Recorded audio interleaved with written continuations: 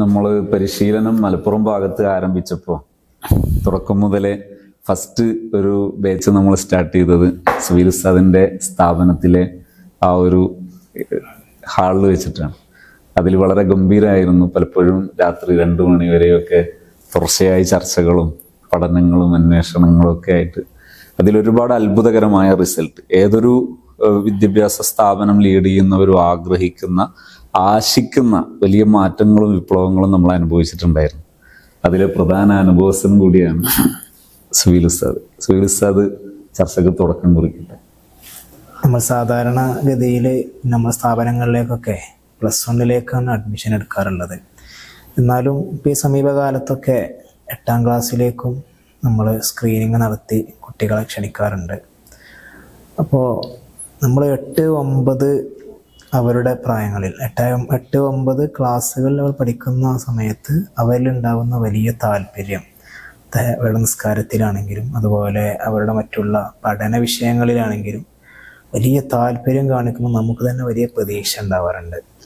ഏകദേശം ഒരു SSLCയുടെ ഘട്ടങ്ങളിലേക്ക് എത്തുമ്പോൾ ഇവരുടെ ടീച്ചേഴ്സ് പോലും നമ്മളോട് പറയും ഈ കുട്ടിയിൽ വലിയ മാറ്റങ്ങൾ കാണുന്നുണ്ട്, പേടിക്കണം. യഥാർത്ഥത്തിൽ നമ്മൾ അതിൽ ശ്രദ്ധിക്കേണ്ട കാര്യം 10ാം ക്ലാസ്സിലേക്ക് എത്തുമ്പോൾ ഈ കുട്ടിയിലുണ്ടാകുന്ന മാറ്റമാണ് ഞാൻ സ്ഥാനത്ത് ചോദിക്കുന്നത്.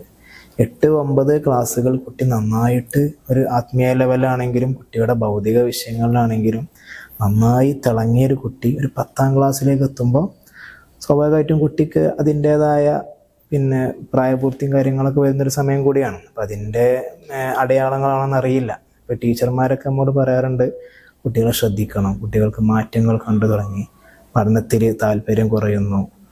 ഇതിൻ്റെ ഒരു മാറ്റം എന്താണെന്ന് ഞാൻ ചോദിക്കുന്നത്. 10ാം ക്ലാസ്സിലേക്ക് എത്തുമ്പോഴാണ് ഒരു പിന്നോക്കം പോകുന്നത്. ശരിക്കും ഇവിടെ സംഭവിക്കുന്നത് ഇവരെ സമീപിക്കുന്ന അധ്യാപകർ പ്രത്യേകിച്ച് കഴിഞ്ഞ കാലയളവിൽ ഇവരോട് പെരുമാറിയതുപോലെ തന്നെ തുടർന്നും പെരുമാറുന്നു. സത്യത്തിൽ ഇവർ പ്രായത്തിൽ മാറ്റം വന്നു. ഒരു 10ാം ക്ലാസ്സിലെത്തുമ്പോൾ പൊതുവെ വിദ്യാർത്ഥികൾക്ക് പ്രത്യക്ഷമായും പരോക്ഷമായും ജൈവികമായ മാറ്റങ്ങൾ കാണാം. ബയോളജിക്കലായിട്ടുള്ള ഒരു പുരുഷനിലേക്കുള്ളൊരു മാറ്റം കാണാം. അത് മാനസികമായി ഉണ്ടാകും. അപ്പം ഈ സമയത്ത് ഇവരോട് നേരത്തെ കുട്ടികളോട് പെരുമാറിയുന്ന അതേ പെരുമാറ്റമാകുമ്പോൾ അവർക്കത് ഉൾക്കൊള്ളാൻ കഴിയില്ല. ഇപ്പോൾ വിദ്യാർത്ഥികളോട് ഒരു 13 വയസ്സിന് മേൽപോട്ടാകുമ്പോഴേക്ക് അഡോളസൻസ് പീരീഡ്, കൗമാരപ്രായം എന്നാണ്. കൗമാരപ്രായത്തെക്കുറിച്ച് പൊതുവെ എല്ലാവരും പറയാറുള്ളത് ചാബല്യമുള്ള പ്രശ്നമുള്ള പ്രായം എന്നാണ്. സത്യത്തിൽ പ്രശ്നം തീരെ ഇല്ലാത്തൊരു പ്രായമാണ് ആ പ്രായം, കൗമാരപ്രായം. ശക്തി കൂടുതലുള്ള പ്രായമാണ് ആ പ്രായം. അത് ഉൾക്കൊണ്ട് അവരോട് പെരുമാറുകയാണെങ്കിൽ വളരെ ഭംഗിയായിട്ട് നടക്കുന്നൊരു കേസാണത്. അതായത് ഒരു 10ാം ക്ലാസ്സിലേക്ക് എത്തുമ്പോൾ വിദ്യാർത്ഥിയോടുള്ള സമീപനങ്ങളിൽ പൊതുവിൽ വിദ്യാർത്ഥികളോട് വളരെ നിലവാരത്തിൽ പെരുമാറുക എന്നത് അനിവാര്യമാണ്. അത് പ്രായം കൂടുന്ന സമയത്ത് ഒന്നുകൂടി ശ്രദ്ധിക്കും. എന്ന് മാത്രമല്ല അവർക്ക് ചുമതലകൾ. ഇപ്പൊ ഒരു 10ാം ക്ലാസ്സിൽ എത്തുന്ന വിദ്യാർത്ഥിയോട് അഭിപ്രായങ്ങൾ, ഒരു വിഷയം ഏകപക്ഷീയമായി പറയുന്നതിന് പകരം അഭിപ്രായങ്ങൾ ചോദിക്കുക, അവസരങ്ങൾ, ചോയ്സുകൾ കൊടുക്കുക. പിന്നെ അവർക്ക് ഒരു വിഷയം അവർക്ക് പറയാൻ സമയം കൊടുക്കുക. ഒരു ക്വാളിറ്റി ടൈം വിദ്യാർത്ഥികൾക്ക് കൊടുക്കുക. അത് വ്യക്തിപരമായും കൊടുക്കണം, ഗ്രൂപ്പായിട്ടും കൊടുക്കണം. അതുപോലെ പിന്നെ സ്ഥാപനങ്ങളിൽ പ്രവർത്തിക്കാനുള്ള അവസരം കൊടുക്കുക. പ്രവർത്തിക്കുക എന്ന് പറഞ്ഞാൽ ഇപ്പോൾ ഒരു ക്ലാസ് റൂം, ആ ക്ലാസ് റൂമുമായി ബന്ധപ്പെട്ട് നടക്കേണ്ട പ്രധാന പ്രവർത്തനങ്ങൾ അവരോട് കൂടിയാലോചിച്ച് ഏകപക്ഷീയമായി നീ അത് ചെയ്യണം ഇത് ചെയ്യണം എന്ന് പറഞ്ഞാൽ അവർക്ക് അംഗീകരിക്കാൻ പറ്റില്ല. അവരൊന്ന് ആക്റ്റീവാക്കുക. അവരോട് ചോദിക്കും ഈ ക്ലാസ് റൂം ഇങ്ങനെ മതിയോ അല്ലെങ്കിൽ മാറ്റണോ, അല്ല അതിലെന്താ ചെയ്യുക. അവരഭിപ്രായം പറയും, അവര് സ്വയം ഏറ്റെടുക്കും. അതുപോലെ അവരുടെ ഫാമിലിയിൽ സമൂഹത്തിലൊക്കെ നേരിടുന്ന പ്രധാന സാമൂഹിക പ്രശ്നങ്ങളൊക്കെ ഉണ്ടാവും. ഇപ്പോൾ വീടില്ലാത്തവര്, അതുപോലെ അങ്ങനെ പല പ്രതിസന്ധികൾ. ഈ പ്രതിസന്ധികളിലൊക്കെ നമുക്ക് എന്തെങ്കിലും ചെയ്യാമോ എന്ന് ചോദിച്ചു നോക്ക്. നമ്മൾ പ്രതീക്ഷിക്കാത്ത തലത്തിൽ അവരിടപെടുന്നത് കാണാം. സാധാരണഗതിയിൽ കുട്ടീനോട് അങ്ങനെ പഠിച്ചോ, പഠിക്കുന്നില്ലേ, ഹോംവർക്ക് എഴുതിയോ, അസൈൻമെന്റ് എഴുതിയോ, ഈ ഒരു വിഷയത്തിൽ മാത്രം നമ്മുടെ ഈ ചോദ്യം വരുമ്പോൾ ആ കുട്ടിക്ക് നമ്മോടൊരു വലിയ ഇറിറ്റേഷൻ ഉണ്ടാവും. അപ്പോൾ എൻ്റെ ഒരു അനുഭവത്തിൽ ആ ഒരു കുട്ടീൻ്റെ ലൈഫിൽ ആ കുട്ടീൻ്റെ ഉപ്പാക്ക് ചെറിയ പ്രയാസങ്ങളുണ്ട്. ആ കുട്ടീൻ്റെ ഉപ്പാക്ക് ഒരു ഡയാലിസിസും കാര്യങ്ങളും ബ്ലോക്ക് വന്ന് ചില പ്രയാസങ്ങൾ ഉണ്ടായിരുന്നു. അപ്പോൾ ഈ ഒരു പഠനത്തിൻ്റെ വിഷയം ചോദിക്കേണ്ട സ്ഥാനത്ത് ഞാൻ ഈ കുട്ടിയോട് ചോദിച്ചത് ഉപ്പാൻ്റെ വിഷയങ്ങളാണ്. അതുകൊണ്ട് ആ കുട്ടി മാറുകയാണ്. എന്നെ കേൾക്കാനും എന്നെ അറിയാനും എൻ്റെ കുടുംബത്തെ പറ്റി അന്വേഷിക്കാൻ ഒരു ഉസ്താദ് ഉണ്ട് എന്ന രൂപത്തിലേക്ക് ഉസ്താദ് പറഞ്ഞ വിഷയം വളരെ ഒരു നല്ല പോയിന്റാണ് എനിക്ക് തോന്നുന്നു. ഉസ്താദ് പറഞ്ഞത് നബിത്തങ്ങളെ സംഭവത്തിൽ മാലിക് ബിൻ ഹുവൈരിസ് റളിയല്ലാഹു അൻഹു സ്വഹാബി മഹാനവരുകൾ ഒരു സംഭവം പറയുന്നുണ്ട്. മറ്റേ അവര് കുറച്ച് ചെറുപ്പക്കാരെ ഞങ്ങൾ ഹബീബായ നബിത്തങ്ങളുടെ അടുക്കൽ വന്ന് അങ്ങനെ 20 രാത്രി എന്ന് അവർ പറയുന്നുണ്ട്. കാരണം ഓരോന്ന് എണ്ണി നിൽക്കുകയാണ്, പകല് എന്നല്ല. 20 രാത്രി ഞങ്ങള് നബിത്തങ്ങളുടെ അടുക്കൽ താമസിച്ചു.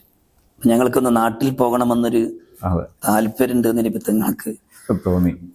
ഒന്ന് മനസ്സിലായപ്പോ നബിത്തങ്ങള് ഞങ്ങളെ വീട്ടിൽ ആരൊക്കെ ഉള്ളത് എന്നുള്ള വിഷയം ചോദിച്ചത്. ആരൊക്കെയാണ് വീട്ടിലുള്ളത്, എന്താണ് വീട്ടിലെ അവസ്ഥ? ഉസ്താദ് പറഞ്ഞല്ലോ പിന്നെ ഇത് ചോദിക്കണം എന്നുള്ള, നമ്മളെ വീട്ടിലെ സാഹചര്യങ്ങൾ അറിയണം. കാരണം നമ്മള് വിഷയങ്ങള് അത് ഏത് വിദ്യാഭ്യാസ സ്ഥാപനമാണെങ്കിലും നാട്ടിലുള്ളതും നമ്മളെ എല്ലാ സ്ഥാപനങ്ങളെ പിന്നെ അവസ്ഥ തന്നെ. വീട്ടിൽ നിന്ന് കുട്ടി വരുന്നത് പണ്ട് പറഞ്ഞേക്കാം, ഒരു കുട്ടി പിന്നെ നേരം വൈകി വന്നപ്പോ എന്തേ നേരം വൈകി വന്നു എന്ന് പിന്നെ ചോദിക്കണേന് പകരം ആദ്യം ഒന്ന് അടിച്ചു എന്ന് പറഞ്ഞു. പിന്നെ ചോദിച്ചത്, അപ്പൊ ചോദിച്ചു എന്റെ ചെരുപ്പ് കിട്ടാൻ വൈകിയാണ് പറഞ്ഞു. ചെരുപ്പ് കണ്ടിട്ടില്ലേനു. അപ്പൊ ഒരു ചെരുപ്പ് ഉമ്മാന്റെ അടുത്ത്, ഒരു ചെരുപ്പ് ഉപ്പാന്റെ അടുത്ത് എന്ന് പറഞ്ഞു. രണ്ടുപേരും വീട്ടിൽ അടി കൂടുകയാണ്. അപ്പൊ എന്റെ ചെരുപ്പ് എന്ത് ചെയ്തിട്ടില്ല, കിട്ടിയിട്ടില്ല. അപ്പൊ ചെരുപ്പ് കിട്ടിയിട്ടാണ് പോരാന്. അപ്പൊ ഇങ്ങനെയുള്ള കുട്ടികളാണ് ചിലപ്പോ നമ്മുടെ മുമ്പിലിരിക്കുന്ന കുട്ടികൾ. അപ്പൊ തീർച്ചയായും അത് കുട്ടികൾ, ഒരു കുട്ടി നേരം വൈകി വരാണെങ്കിൽ തന്നെ നമ്മള് ശ്രദ്ധിക്കേണ്ട കാര്യം ഒന്ന് ആ കുട്ടിയുടെ ബാക്ക്ഗ്രൗണ്ട് എന്താന്നുള്ളത് അറിയണം. അപ്പോ മാലിക് ബിൻ ഹുവൈരിസ് തങ്ങൾ ഇവിടെ പറയുന്നത്, ഞങ്ങൾക്ക് ഇങ്ങനെ നാട്ടിൽ പോകാൻ 20 ദിവസം ആയി. 20 രാത്രിയാകുമ്പോ ഒറ്റപ്പെടുന്ന ഒരു സമയമാണല്ലോ. അപ്പൊ 20 രാത്രി. അപ്പോ നബിത്തങ്ങള് വീട്ടിലെ കാര്യങ്ങളൊക്കെ ചോദിച്ച്, എന്നാ നിങ്ങള് ഇപ്പോ നാട്ടിൽ പൊയ്ക്കോളി എന്ന് പറഞ്ഞു. നാട്ടിൽ പോയി പൊയ്ക്കോളി എന്ന് പറഞ്ഞ് ആണ്ട് ഒറ്റടിക്കാണ്ട് വിടില്ല, ചെറിയൊരു നസീഹത്തും. നിങ്ങൾ പോയി വീട്ടിലുള്ളവർക്ക് ഈ പഠിച്ച കാര്യങ്ങളൊക്കെ പഠിപ്പിച്ചു കൊടുക്കണം. നിങ്ങൾ എന്ത് ചെയ്യണം, നിസ്കാരത്തിന്റെ കാര്യം ശ്രദ്ധിക്കണം. ബാങ്കിന്റെ സമയമാകുമ്പോൾ ഒരാൾ ബാങ്ക് വിളിക്കുക, പിന്നെ ഒരാൾ ഇമാമത്ത് നിൽക്കുക, ജമാഅത്ത് മുടക്കരുത് എന്നുള്ള വിഷയങ്ങളൊക്കെ പഠിപ്പിച്ചു കൊടുത്തത് മാലിക് ബിൻ ഹുവൈരിസ് തങ്ങള്. മൂപ്പര് പറയുന്നുണ്ട്, അത് ഞങ്ങള് സമപ്രായക്കാരായ കുറച്ച് കുട്ടികളായിരുന്നു എന്നാ. അപ്പൊ പിന്നീട് പറയുന്ന സംഗതിയാണത്. അപ്പൊ അന്ന് മൂപ്പരത് വലിയ സ്വാധീനം ചെലുത്തി എന്നുള്ളത് എന്ന് മനസ്സിലാക്കുന്നുണ്ട്. അത് ഖുർആനിൽ തന്നെ ഇപ്പൊ വബിമാ റഹ്മത്തിൻ മിനല്ലാഹി ലിൻത ലഹും വലൗ കുൻത ഫദ്ദൻ വലിയൽ ഖൽബി ലംഫളു മിൻ ഹൗലിക. ഒരു സ്ഥാപനത്തിലേക്ക് ആളുകൾ വരുമ്പോ ആ വന്നത് പിന്നെ എന്തുകൊണ്ട് പിന്മാറുന്നു എന്നുള്ളതിന് വളരെ വ്യക്തമായ പിന്നെ അല്ലാഹ് പറയുന്നു, ഫബിമാ റഹ്മത്തിൻ മിനല്ലാഹി ലിൻത ലഹും, അങ്ങേക്ക് അല്ലാഹ് അലീമായ റഹ്മത്ത് തന്നു, അതില്ലായിരുന്നുവെങ്കിൽ ലംഫളു മിൻ ഹൗലിക, ഒറ്റ ശിഷ്യന്മാരും കിട്ടൂല, ഒഴിഞ്ഞു പോകും. വളരെ ഒരു പ്രധാന സൊല്യൂഷൻ അതിൽ ബാക്കിയുണ്ട്. അത് കഴിഞ്ഞിട്ട് അവരിൽ നിന്ന് വല്ലതും പിന്നെ സംഭവിച്ചു കഴിഞ്ഞാൽ മുഷാവറ നടത്തണം. മുഷാവറ നടത്തേണ്ട വിഷയങ്ങളിൽ ആദിയായിട്ട് മുഷാവറ നടത്തേണ്ട വിഷയങ്ങളിൽ മുഷാവറ നടത്തി. അതെന്തിനാന്നുള്ളത് പിന്നെ ഇമാമികൾ വിശദീകരിക്കുന്നുണ്ട്. തത്വീബല്യ കുലൂബിഹിം, അവരിതില് പിന്നെ ഇൻവോൾവ് ആവാൻ വേണ്ടിയിട്ടും അങ്ങനെയുള്ള സംഗതികളൊക്കെ പറഞ്ഞ് എന്നിട്ട് പിന്നെ ശരിക്കും ഇന്ന് ഏറ്റവും കൂടുതൽ വരുന്ന ഒരു ചോദ്യമാണ്, കുട്ടികൾ പിരിഞ്ഞു പോകുന്നു, ഒഴിഞ്ഞു പോകുന്നു, കുട്ടികൾക്ക് താല്പര്യം നഷ്ടപ്പെട്ടു പോകുന്നു. ശരിക്ക് ഈ ഒരു സമീപനം ഉണ്ടെങ്കിൽ, ഒരു കുട്ടി വന്നാൽ ഫബിമാ റഹ്മത്തിൻ മിനല്ലാഹി ലിൻത ലഹും, ഈ ഒരു സമീപനം ഉണ്ടായാൽ തീർച്ചയായും അതിന് ഭയങ്കര മാറ്റം ഉണ്ടാവും, വലിയൊരു മാറ്റമുണ്ട്. അതൊരു ഭയങ്കര വിപ്ലവകരമായ ഒരു വിഷയമാണ്. പിന്നെ വ്യക്തിപരമായി ബോധ്യപ്പെടുത്തും ചെയ്യരുത്. അതെ. പിന്നെ ഹബീബായ നബി സല്ലല്ലാഹു അലൈഹി വസല്ലം തങ്ങളുടെ പിന്നെ വാക്കുകളിലൊക്കെ നമ്മൾ പഠിച്ച സംഗതിയാണ്. മാ ബാലു അക്വാമിന്നേ പറയുള്ളൂ, മാ ബാലു ഫുലാനി എന്ന് പറയില്ല. ഇന്ന വ്യക്തിയുടെ അവസ്ഥ എന്താന്ന് പറഞ്ഞ് പരസ്യമായിട്ട് എന്ത് ചെയ്യില്ല, പറയില്ല. കാരണം പരസ്യമായിട്ട് നമ്മളൊരു വ്യക്തിയെ നമ്മൾ ആക്ഷേപിക്കുമ്പോ എന്തായാലും സാധ്യത എന്താണ്, അവനൊന്ന് വാശി കൂടും. അവനെ ഇപ്പോഴുള്ളതിലേറെ ഒന്നും കൂടി വാശി കൂടും. അവന്റെ ആത്മാഭിമാനത്തിന് പരിക്കേറ്റു. അതെ, അവൻ ഏതായാലും പരിക്കേറ്റു. അതെ, ഇനി പിന്നെ അതൊന്ന് ശ്രദ്ധിക്കേണ്ട ഒരു സംഗതിയാണ്. ഇത് ശ്രദ്ധിച്ചാൽ തന്നെ കുട്ടികളിൽ നല്ല മാറ്റം ഉണ്ടാവും. പ്രത്യേകിച്ച് ഈ വിഷയം പറയുമ്പോൾ ഒരു പ്രത്യേക മനോഭാവത്തോടെ പറയുന്നതിന് പകരം നമ്മളിപ്പോൾ പറയുന്ന ഒരു സംസാരമില്ലേ, ഇതിപ്പോൾ പബ്ലിക്കിലെല്ലാം കേൾക്കുമല്ലോ, അതുകൊണ്ട് കുഴപ്പമില്ല എന്ന് നമുക്ക് തോന്നുന്നുണ്ടല്ലോ. ആ മട്ടിൽ നമ്മുടെ വിദ്യാർത്ഥികളോട് ഓപ്പണായിട്ട് പറയുക, അതൊരു പ്രത്യേക എന്തോ ഒരു മുൻകരുതലായിട്ട് പറയേണ്ടത് കൃത്യമായി പറഞ്ഞു കൊടുക്കുക, മുൻധാരണകൾ വെച്ച് പുലർത്താതിരിക്കുക. പിന്നെ അങ്ങനെ സംഭവിച്ച ആ ഒരു കുട്ടിയെ മറ്റൊരു കണ്ടുകൊണ്ട് കാണുന്ന ഒരവസ്ഥ അയ്യോ വളരെ പ്രധാനമാണിത്. ഇതില് സബീൽ ഉസ്താദിന് തന്നെ കുറെ അനുഭവങ്ങൾ പറയാനുണ്ടാവും. കാരണം പലപ്പോഴും നമ്മൾ പ്രതീക്ഷിക്കാത്ത മാറ്റങ്ങൾ എന്ന് പറഞ്ഞാൽ ചില അബദ്ധങ്ങളിലൊക്കെ പെട്ടുപോയതിന് ശേഷം പിന്നെ ഇങ്ങോട്ട് വന്നിട്ട് തുറന്ന് സംസാരിക്കുകയും തെറ്റുകൾ തിരുത്തുകയും ചെയ്യുന്ന പല വിദ്യാർത്ഥികളെയും കാണാം. പക്ഷെ അത് എപ്പോഴാണെന്നറിയോ, കുത്തിച്ചികഞ്ഞ് ചോദിച്ചിട്ടല്ല, മറിച്ച് ഉസ്താദിന്റെ പെരുമാറ്റം എന്തായി, എല്ലാ വിദ്യാർത്ഥികളോടും പ്രഥമ ദൃഷ്ടിയ നമ്മൾ കാണുന്ന സമയത്ത് ഒരു കുട്ടിയോട് പുഞ്ചിരിക്കുകയും ആ ഫേസ് കൊടുക്കുക, ഹസ്തുൽ വജഹ് എന്ന് പറയാറ്, ആ ഫേസ് കൊടുക്കുന്ന ആ ഒരു പെരുമാറ്റ രീതി സ്ഥാപിച്ചപ്പോൾ കുട്ടികൾക്കൊരു അസ്വസ്ഥത, ചെയ്തു പോയ തെറ്റുകൾ തിരുത്തണം. നമ്മുടെ മനസ്സിൽ റഹ്മത്തുണ്ടെന്ന് കുട്ടിക്ക് തോന്നിക്കഴിഞ്ഞാൽ പിന്നെ കുട്ടികൾ നമ്മുടെ മുന്നിൽ ഓപ്പണായി സംസാരിക്കും. അല്ലെങ്കിൽ കുട്ടികൾ നമ്മളൊന്നും സംസാരിക്കില്ല. കുട്ടികളുടെ മാറ്റം വരാൻ ഏറ്റവും വേണ്ടത് അധ്യാപകരുടെ ഒരു വിശാലമായ തവസ്സുവിന്റെ സ്വഭാവം തലവും അത് ഒരു അധ്യാപകനിലുണ്ടെങ്കിൽ സ്വാഭാവികമായിട്ട് ആ കുട്ടിക്ക് ആ അധ്യാപകനോട് വിഷയങ്ങൾ തുറന്ന് സംസാരിക്കാൻ തോന്നും. എനിക്ക് തന്നെ ഒരുപാട് അനുഭവങ്ങളുണ്ട്. അത് ഒരു കാലത്ത് പിന്നെ നമ്മളിങ്ങനെ ഒരു മസിൽ പിടിച്ച് ജീവിച്ച ഒരു അധ്യാപന ശൈലി നമുക്കുണ്ടായിരുന്നു. അതുകൊണ്ട് തന്നെ നമുക്ക് അതിലൂടെ ഉണ്ടായ വലിയ മൈനസ് എന്താണെന്ന് വെച്ചാൽ കുട്ടികൾ നമ്മളോട് ഓപ്പണായിട്ടൊന്നും സംസാരിക്കില്ല, കാണുമ്പോൾ ഒന്ന് പുഞ്ചിരിക്കു പോലും ഇല്ലാത്തൊരവസ്ഥ, ഭയപ്പെടും. അതിന്റെ ഏറ്റവും ഒന്നും കൂടി സ്റ്റേജിക്ക് പറഞ്ഞാല് ഞാനൊക്കെ മനസ്സിലാക്കിയ ഒരു അധ്യാപന ശൈലി എന്ന് പറഞ്ഞാൽ, അധ്യാപകൻ എന്ന് പറഞ്ഞാല് കുട്ടികളോട് മിണ്ടാൻ പാടില്ല, കുട്ടികളോട് പുഞ്ചിരിക്കാൻ പാടില്ല. അത് പുഞ്ചിരിച്ചാൽ നമ്മൾ കുറവായി, നമ്മൾ താന്നുപോയി എന്ന് ഞാൻ ചിന്തിച്ചൊരു കാലം ഉണ്ടായിരുന്നു. ഒരു കുട്ടിയോട് ഞാനത് പറയുക പോലും ചെയ്തു. എൻ്റെ റൂമിലേക്ക് ഒരു കുട്ടി വന്നിട്ട് എന്നോട് കംപ്ലൈൻറ്റ് പറഞ്ഞത്, ഉസ്താദ് അങ്ങോട്ട് ചിരിക്കുന്നില്ലല്ലോ എന്നാണ്. അപ്പം ഞാൻ ആ കുട്ടീനോട് പറഞ്ഞത് അങ്ങനെ ചിരിക്കാൻ പാടില്ല എന്നാണ്. ആ കാലത്ത് അപ്പം ആ ഒരു പീരീഡിൽ ഒരു കുട്ടി പോലും അവരുടെ വൈയക്തികമായ വിഷയങ്ങളോ അവരുടെ ഫാമിലി വിഷയങ്ങളോ ഒന്നും നമ്മോട് പറയില്ല. എന്നാൽ അവരൊക്കെ 100 കൂട്ടം പ്രതിസന്ധികളും വേദനകളും ടെൻഷനുകളുമായിട്ട് നടക്കുന്ന കുട്ടികളേക്കാരം. ഇതിൻ്റെ പേരിലാണ് നിർത്തിപ്പോകുന്നത്. ഒരുപാട് കുട്ടികൾ ആ കാലത്ത് നിർത്തിപ്പോയിട്ടുണ്ട്. അതിനുശേഷമാണ് ഉസ്താദിൻ്റെ നമ്മൾ ഈ ഒരു ഹാപ്പി സോണിൻ്റെ വിഷയത്തിലേക്ക് നമ്മൾ വരികയും പുതിയ ഒരു രീതി നമ്മൾ സ്വീകരിക്കുകയും അതിലൂടെ നമ്മളൊരു തവസ്സുവിൻ്റെ ഒരു സ്വഭാവം കുട്ടികളിലേക്ക് കൊടുത്തപ്പോൾ അതിലൂടെ കുട്ടികൾ നമ്മുടെ മുമ്പിൽ ഓപ്പണായിട്ട് സംസാരിച്ച് അവരുടെ വിഷമങ്ങൾ ഇറക്കി വെച്ച് ചിലപ്പോൾ നമ്മുടെ അടുത്ത് പരിഹാരങ്ങളൊന്നും പറയാനുണ്ടാവില്ല, എന്നാലും അവരെ നമ്മൾ കേൾക്കുന്ന ഒരു അധ്യാപകനുണ്ട് എന്ന് ആ കുട്ടിക്ക് ബോധ്യപ്പെടുമ്പോൾ അതിലൂടെ ആ കുട്ടിക്ക് ഉണ്ടാകുന്ന ഒരു സമാധാനം ചെറുതൊന്നുമല്ല. ഒരു കുട്ടി ഒരു തെറ്റിൽ അകപ്പെട്ടാൽ തന്നെ മുമ്പത്തെ കാലഘട്ടം നോക്കാൻ ചിലപ്പോൾ അപ്പം തന്നെ നമ്മൾ പിടിച്ച് ഗെറ്റ് ഔട്ട് അടിക്കുന്ന ഒരവസ്ഥ ഉണ്ടാവില്ല. അതുകൊണ്ട് എന്താണ് ഉപയോഗം? ആ കുട്ടി നമുക്ക് നഷ്ടപ്പെട്ടു എന്നല്ലാതെ ഒന്നും സംഭവിക്കാനില്ല.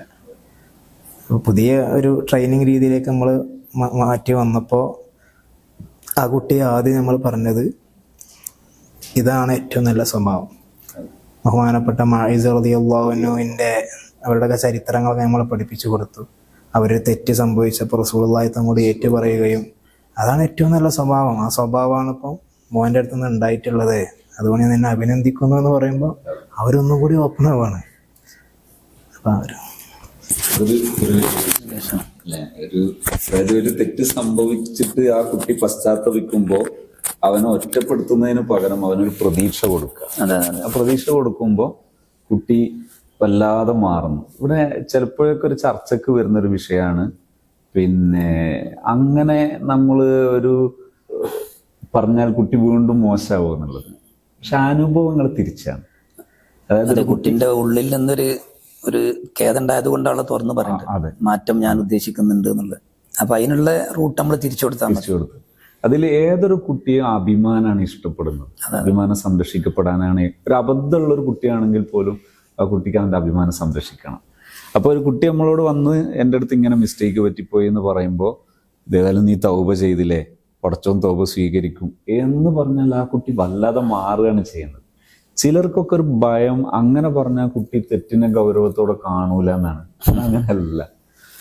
ചോദിക്കുന്നത് നമ്മൾ അതിനെ സപ്പോർട്ട് ചെയ്യാണോ? അതെ അതെ, അതായത് നമ്മള് അങ്ങനെ പറഞ്ഞാൽ അതൊരു സപ്പോർട്ട് ചെയ്യലായി പോകൂലേ. ഇന്നല്ലാഹ റഫീഖുൻ യുഹിബ്ബുർ റിഫ്ഖ.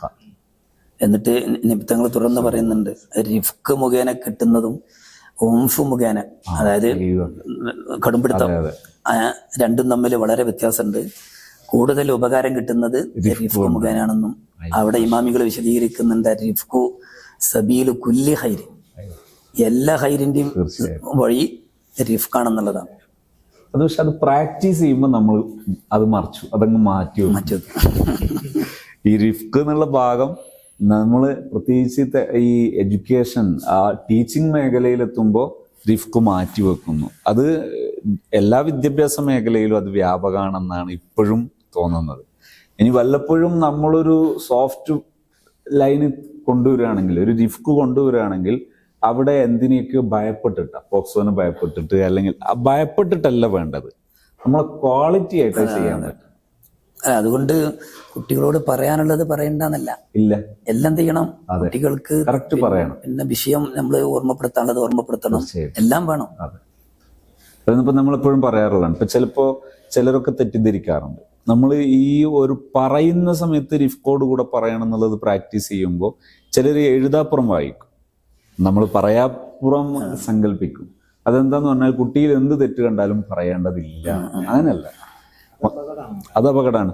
പകരം ഏത് ചെറിയ മിസ്റ്റേക്ക് ആണെങ്കിൽ പോലും അത് തിരുത്താനുള്ളതാണ്. പക്ഷെ അത് തിരുത്താൻ എന്തിന്റെ ആവശ്യമില്ല, കുട്ടിയെ വഷളാക്കേണ്ട ആവശ്യമില്ല, കുട്ടിയുടെ അഭിമാനം ക്ഷതപ്പെടുത്തേണ്ട ആവശ്യമില്ല.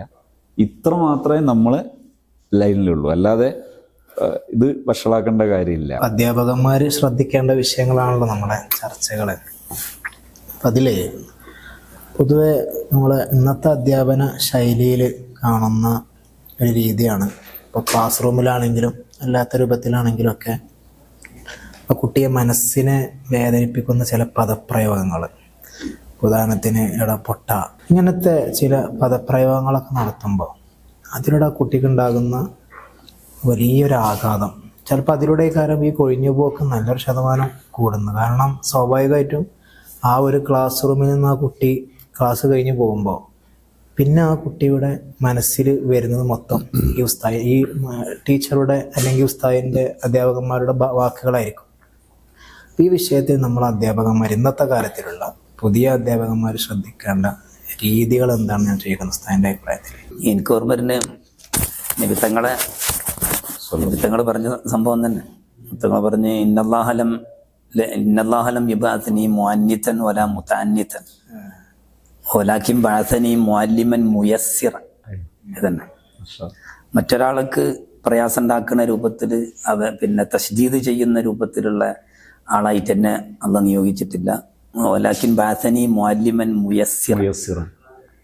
പിന്നെ സ്വഹാബത്തിന് പിന്നെ നബി സല്ലല്ലാഹു അലൈഹി വസല്ലം തങ്ങൾ പിന്നെ ദഅവത്തിന് അയക്കുമ്പോഴും പിന്നെന്താ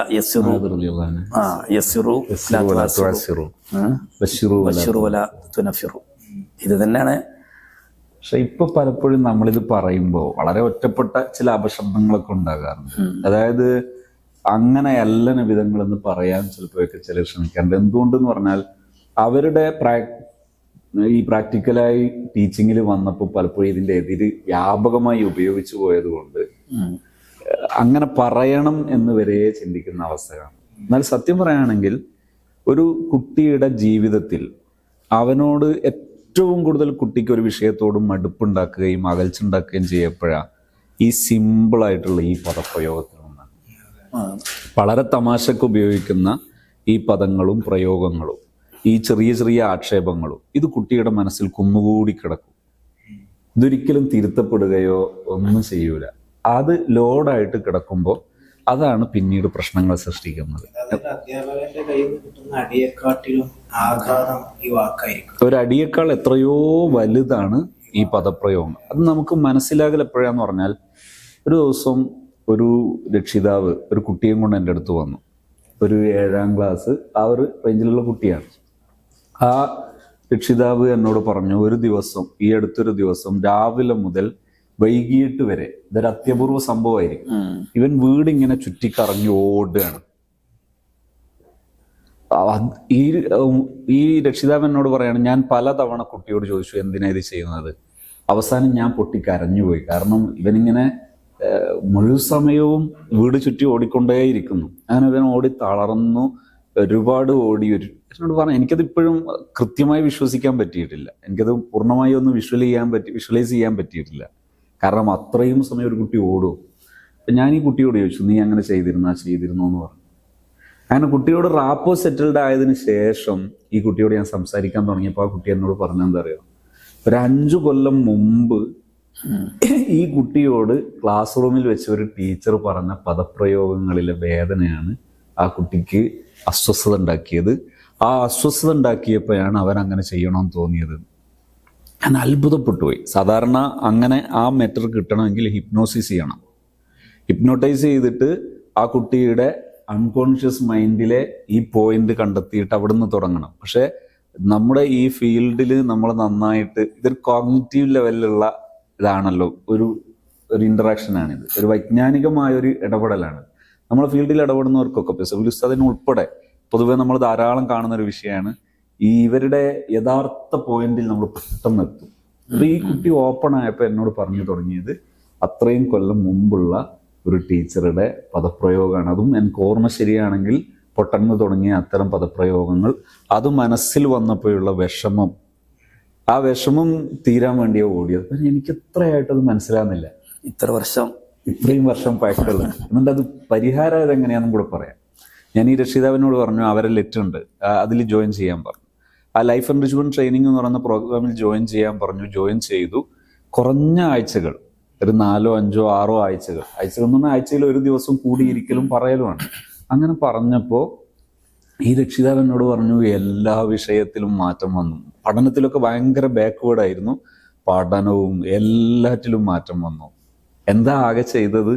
ഈ രക്ഷിതാവ് ഈ കുട്ടിയോടുള്ള സമീപനങ്ങളിൽ മാറ്റം വരുത്തി, ഈ കുട്ടികളെക്കുറിച്ചുള്ള കാഴ്ചപ്പാടിൽ മാറ്റം വരുത്തി. ആ മാറ്റം വരുമ്പോഴേക്ക് ഈ കുട്ടിയുടെ ഉള്ളിൽ ഇത്രയും കാലം കിടന്ന് പുകഞ്ഞിരുന്നതൊക്കെ മാറിയെന്ന് മാത്രമല്ല, പെരുമാറ്റത്തിൽ സ്റ്റെപ്പ് ബൈ സ്റ്റെപ്പായിട്ട് കുട്ടി വൻ മാറ്റം മാറി. ഉസ്താദ് പറഞ്ഞത് ആ ഒരു ഭാഗം വളരെ വലിയൊരു വിഷയമാണ്. അല്ലാഹുലം യുബഅസ്നി, എന്നെ റബ്ബ് അയച്ചിട്ടില്ല, മുഅന്നിത്തൻ, ആ തശദ്ദുദിന്റെ സുയോ കൂടിയാണല്ലോ തഫഊൽ. അപ്പോ അങ്ങനെ എന്നെ അയച്ചിട്ടില്ല, പകരം മുഅല്ലിമൻ മുയസ്സിറ, എപ്പോഴും ഒരു സിമ്പിൾ ആയിട്ടുള്ളൊരു മെത്തേഡ്. ഒരു കുട്ടിക്ക് ഏറ്റവും അടുപ്പം തോന്നേണ്ടത് തൻ്റെ ടീച്ചറോടാണ്, തൻ്റെ ഉസ്താദിനോടാണ്. അപ്പോൾ നബി സല്ലല്ലാഹു അലൈഹി വസല്ലം തങ്ങൾ പഠിപ്പിച്ചൊരു ശൈലിയാണ് ഈ ഒരു നമ്മുടെ സമീപനത്തിൻ്റെ അടിയാധാരം. അപ്പോൾ ആ രക്ഷിതാവ് ആ വിദ്യാർത്ഥിയായിട്ട് നമ്മളെടുത്ത് വന്നിട്ട് കുറഞ്ഞ കാലം കൊണ്ട് മാറ്റം വരുന്നത് ഈ ചെറിയ പെരുമാറ്റം മാറിയപ്പോഴാണ്. എന്ന് മാത്രമല്ല, രക്ഷിതാവ് പിന്നെ പലപ്പോഴും പറയും, ഒരു ജീവിതം തിരിച്ചു കിട്ടിയതാണ്. കാരണം ഇവന്റെ ജീവിതം ഇനി നേരെയാകുമെന്ന് കരുതിയതല്ല. ഇവനെ പറ്റി പലപ്പോഴും ടീച്ചേഴ്സ് പറയും പോലും ഇവന് ഭയങ്കര ബാക്ക്വേർഡാണ്, ഭയങ്കര പ്രശ്നമാണ്, ഒക്കെ മാറിയെന്ന് മാത്രമല്ല, പിന്നെ കുട്ടി സ്വയം തന്നെ പല പരിപാടികളിലും അറ്റൻഡ് ചെയ്യാൻ തുടങ്ങി, സ്വയം ഉത്തരവാദിത്തങ്ങൾ ഏറ്റെടുക്കാൻ തുടങ്ങി. പിന്നെ ഈ രക്ഷിതാവ് പറയാം, അതിൻ്റെ ഇളയ കുട്ടിയൊക്കെ കെയർ ചെയ്യും. ഒരു വീട്ടിലൊരു പുരുഷന്റെ സ്ഥാനത്തേക്ക് ഈ ചെറിയ പ്രായത്തിലെ കുട്ടി മാറുകയാണ്. അപ്പോൾ ഈ കുട്ടിയുടെ ഉള്ളിലെ ലോഡ് നമ്മുടെ ചില പദപ്രയോഗങ്ങളാണ്. ഇപ്പോൾ സുഹൈൽ ഉസ്താദ് ചോദിച്ചതുപോലെ ഈ പദപ്രയോഗങ്ങൾ നിസ്സാരമല്ല. എന്ന് പറഞ്ഞാൽ ഒരിക്കലും ഒരു അധ്യാപകന് ഒരു കുട്ടിയെ അപായപ്പെടുത്തുന്ന അല്ലെങ്കിൽ ആക്ഷേപിക്കുന്ന പദപ്രയോഗങ്ങൾ പ്രയോഗിക്കാനുള്ള അധികാരം ഇല്ലല്ലോ. ശരിക്കും നമ്മളൊരു സ്ഥാനം ദുരുപയോഗം ചെയ്യലാണ്. ഒരു കുട്ടിയെ ആക്ഷേപിക്കാനും ഒരു കുട്ടിയെ പരിഹസിക്കാനും ഒക്കെ ഈ സ്ഥാനം ഉപയോഗിക്കുന്നത്, അധ്യാപകൻ എന്ന പൊസിഷൻ ഉപയോഗിക്കുന്നത് ഒരു മാരകമായ ഒരു തെറ്റാണ്.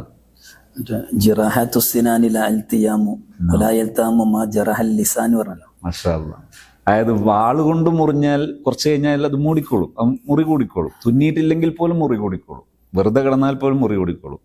അതേസമയം എത്ര കാലം കഴിഞ്ഞാലും ഇത് തിരിച്ചു വരും. കാരണം ഈ കുട്ടി ഓടിക്കൊണ്ടിരിക്കുന്നത് 4-5 കൊല്ലം മുമ്പ് കേട്ട ആ പദപ്രയോഗങ്ങൾ കുട്ടിയുടെ മനസ്സിൽ ഇങ്ങനെ പുകഞ്ഞിട്ടാണ് എന്ന് പറയുകയാണെങ്കിൽ ഭയങ്കര സംഭവമാണ് അത്. ആ കവിതയിലെ വാചകവും അതിന്റെ അർത്ഥവും ഈ മുഅല്ലിമ മുയസ്സർ എന്ന് പറഞ്ഞതിന് ഇത് എതിരാവോ? നബിത്തങ്ങള് പിന്നെ ഒരു സന്ദർഭത്തില് പിന്നെ സ്വഹാബത്തിന്റെ സദസ്സിലേക്ക് വന്നപ്പോൾ അവര് പിന്നെ ഖദർ ഖളാഇനെ പറ്റി ഇങ്ങനെ തർക്കിച്ച് ഓരോ ചർച്ച എടുത്താണ്. അപ്പൊ നബിത്തങ്ങൾ വന്നപ്പോ നബിത്തങ്ങളെ മുഖം വിവരണമായി. ഇന്ന് അവർക്ക് മനസ്സിലായി എന്ത് ഇത് നബിത്തങ്ങൾക്ക് ഇഷ്ടമല്ല എന്നുള്ള. അപ്പോ അതായത് എംബപ്പി പറഞ്ഞ മോശപ്പെട്ട വാക്ക് പറഞ്ഞു എന്നല്ല, അപ്പൊ അതിന്റെ ആവശ്യം വരുന്നില്ല എന്നർത്ഥം. അപ്പൊ അത് ഇപ്പൊ ഈ മുയസ്സർ എന്ന് പറഞ്ഞതിനോട് എതിരില്ലല്ലോ, അതിന്റെ ശരിയായ വിവരണമായിട്ട് മാറുകയാണ്. അതായത് ഈ മുയസ്സിറൻ ആയി തീർന്നപ്പോ പിന്നീട് വടിയുടെ ആവശ്യമില്ല, ആക്ഷേപം ഒരു ചീത്ത വിളിക്കേണ്ട ആവശ്യമില്ല, ഒന്നിന്റെ ആവശ്യം വരുന്നില്ല. മുഖത്ത് ആ പ്രസന്നത മങ്ങിയിട്ട് ആ അവസ്ഥ വരുമ്പോഴേക്ക് ഇപ്പൊ സയ്യിദ്നാ ഉമർ ഇബ്നുൽ ഖത്താബ് റളിയല്ലാഹു അൻഹു പോലും ഒരിക്കൽ ഒരു വിഷയം ഉണ്ടായപ്പോ അത്തൂബു ഇലല്ലാഹി വഇലാ റസൂലി എന്ന് പറഞ്ഞ ആകെ ബേജാറായിപ്പോയി. വലിയ ധീരനാണ്, ഒക്കെയാണ്. പക്ഷെ ഈ സ്നേഹത്തിൽ പെരുമാറുന്ന ഒരു ശൈലി ഉണ്ടായപ്പോ അതിൽ നിന്നൊന്നും മാറിയാൻ പറ്റണം. അപ്പോഴേക്ക് ഫലം കണ്ടു. പിന്നെ വടിയുടെ ആവശ്യമില്ല, മറ്റു ശിക്ഷാമുറകളുടെ ഒന്നും ആവശ്യമില്ല. മുൻകാല ഉസ്താദുമാരുടെ ഒക്കെ തദ്രീസിന്റെ രീതി, ഇപ്പോൾ ബഹുമാനപ്പെട്ട ഉസ്താദുൽ അസാത്തിദ് ഒക്കെ ഉസ്താദ്, അവരുടെയൊക്കെ നമ്മൾ വളരെ മാതൃകയാക്കേണ്ട ഒരു ദർസ് ജീവിതമാണ്. ബഹുമാനപ്പെട്ട ഒരു ഉസ്താദിൻ്റെ ഒക്കെ സ്മരണയിൽ നമ്മൾ വായിച്ചിട്ടുണ്ട്. പിന്നെ ഉസ്താദിൻ്റെ ശിഷ്യന്മാരിൽ ഏതോ ഒരു കുട്ടി എന്തോ ബിദഅത്തിന്റെ വളരെ ബുദയത്തുകാരൻ്റെ പ്രസംഗം കേൾക്കാൻ പോയപ്പോൾ ഉസ്താദ് ആ കുട്ടിനോട് പറഞ്ഞത്, എൻ്റെ കുട്ടിക്ക് ഇത് വേണോ എന്നൊരൊറ്റ പ്രയോഗത്തിലൂടെ ആ കുട്ടി അതിൽ നിന്ന് മാറുകയാണ്. അവിടെ ദേഷ്യപ്പെടലില്ല, അതുപോലെ തന്നെ വടിയെടുക്കേണ്ട ആവശ്യമില്ല, ഒന്നുമില്ല. അതുപോലെ തന്നെ വേറെ ഉസ്താദുമാരുടെ ചരിത്രത്തിൽ കാണാൻ സാധിക്കും, എല്ലാ സമയത്തും പുഞ്ചിരിക്കുന്നൊരു ഉസ്താദ്. ഈ ഉസ്താദിന് ഞാൻ ചെയ്തത് ഇഷ്ടമായിട്ടില്ല എന്ന് ഈ കുട്ടിക്ക് ബോധ്യപ്പെടാൻ ഉസ്താദിൻ്റെ മുഖത്തുള്ള ഭാവം ഒന്ന് മാറിയാൽ മതി. അവിടെ വേറെ ഒന്നിൻ്റെ ആവശ്യമില്ല. അവിടെ ദേഷ്യപ്പെടുകയോ വടിയെടുക്കുകയോ ഒന്നും ആ കുട്ടിക്ക് അതോടെ വരികയാണ്. ഞാൻ ഈ ചെയ്ത പ്രവർത്തനം എൻ്റെ ഉസ്താദിന് ഇഷ്ടപ്പെട്ടിട്ടില്ല. നമ്മളെ ശുഹദ ക്യാമ്പസിന്റെ തൊട്ട് ചേർന്നിട്ട് ഒരു മുദരിസ് ട്രെയിനിങ് നടത്തിയിരുന്നു ഒരു ദിവസം, ഒരു ഫുൾ ഡേ. അതില് പിന്നെ മഞ്ഞപ്പറ്റ ഉസ്താദിൻ്റെ അടുത്ത് പഠിച്ചിരുന്ന 30 കൊല്ലത്തോളം ദർസ് നടത്തിയ ഒരു ഉസ്താദ് നമ്മളെ കൂടെ ആദ്യാവസാനം ഇരുന്നിട്ട് അതിൻ്റെ ലാസ്റ്റിൽ ഫീഡ്ബാക്ക് പറയുമ്പോൾ പറഞ്ഞു, ഞാൻ 8 കൊല്ലം എന്നാണ് എൻ്റെ ഓർമ്മ, 8 കൊല്ലം പഠിച്ചിട്ട് 2 സമയം ഇപ്പോഴും ഞാൻ ഓർക്കുന്നത് ഇപ്പം എൻ്റെ മനസ്സിൽ ഇങ്ങനെ തെളിഞ്ഞു വരികയാണ് എന്ന് പറഞ്ഞാൽ, അന്നത്തെ പ്രതിപാദ്യ വിഷയങ്ങളിൽ ഒന്ന് ഉസ്താദുമാരുടെ പെരുമാറ്റം എങ്ങനെയാകണം, ടീച്ചേഴ്സിൻ്റെ പെരുമാറ്റം എങ്ങനെയാകണം, അതിൽ ഒരു കുട്ടിയോട് പ്രഥമ ദൃഷ്ടിയാ ഉള്ള നമ്മുടെ കണ്ടുമുട്ടലിൽ എങ്ങനെ പെരുമാറണം, ഇത്തരം വിഷയങ്ങളാണ്. അപ്പോൾ ആ വിഷയം അവസാനിച്ചപ്പോഴാണ് ഉസ്താദ് പറയുന്നത്, ഞാൻ 8 കൊല്ലം പെരുമാറിയപ്പോഴുള്ള 2 സംഭവം. ഒന്ന്, ഒരു തസ്ബീഹിന് വൈകുന്നേരം തസ്ബീഹിനെത്തുന്നത് വൈകിപ്പോയി. ആ വൈകിപ്പോയ ആ സമയത്ത് പിന്നെ ഉസ്താദ് അന്ന് ചിരിച്ചില്ല. അതിനുശേഷം ഈ 8 കൊല്ലത്തെ പഠനം കഴിഞ്ഞു, ബിരുദം കഴിഞ്ഞു, ബാക്കവിയാണ്, ബിരുദം എടുത്തു. അതിനുശേഷം 30 കൊല്ലം ദർസ് നടത്തിയിട്ടാണ് നമ്മുടെ കൂടെ ഇരിക്കുന്നത്. ആ സമയത്ത് ഉസ്താദിന്റെ 2 സമയം ഓർമ്മയുണ്ട്. ഒന്നിത്, രണ്ടാമത്തത് നാട്ടിൽ പോയിട്ട് ഒരു തവണ വൈകിയപ്പോൾ സാധാരണ എപ്പോഴും മുസ്ലിയാർ എന്നോ അല്ലെങ്കിൽ നിങ്ങളെന്നോ വിളിക്കുള്ളൂ, അന്ന് എന്താ ഹംസയെന്നായിട്ട് ചോദിച്ചു. അപ്പൊ ആ പേര് അസഭ്യമില്ല, ഒന്നുമില്ല, ആ പദം ഇപ്പോഴും ഓർമ്മയുണ്ട്. അപ്പോൾ മറ്റേ ഒരു സമീപനം മാറിയപ്പോൾ അത് വളരെയേറെ ഞാൻ ഉസ്താദിൻ്റെ സ്മരണീക പലതവണ ആവർത്തി വായിച്ചിട്ടുണ്ടായി.